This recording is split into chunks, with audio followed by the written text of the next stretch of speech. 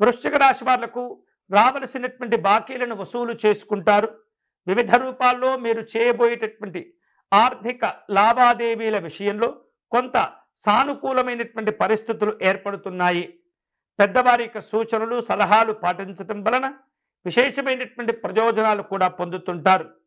వివాహాది శుభ కార్యక్రమాల విషయంలో మంచి పురోభివృద్ధి కొనసాగుతూ ఉంటుంది.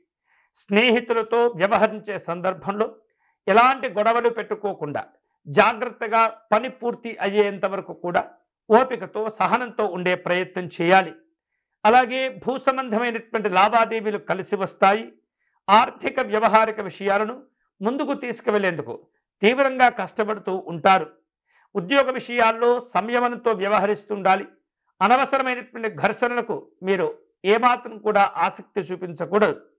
వివిధ రూపాల్లో సంయమనంతో వ్యవహరించడం ద్వారా ఎన్నో రకాల సమస్యలకు పరిష్కారాలు కూడా లభిస్తూ ఉంటాయి. వ్యాపార రంగంలో ఉన్నటువంటి వారు తమ నిర్ణయాలను ఆచితూచి ముందుకు తీసుకువెళ్తూ ఉండాలి. తొందరపడటం, హామీలు ఇవ్వటం, గౌరవాలను పోగొట్టుకోవటం ఇది కొంత ఇబ్బందులను కలుగచేస్తూ ఉంటుంది. వివిధ రూపాల్లో ఆహార విహారాదుల్లో జాగ్రత్తగా ఉండాలి.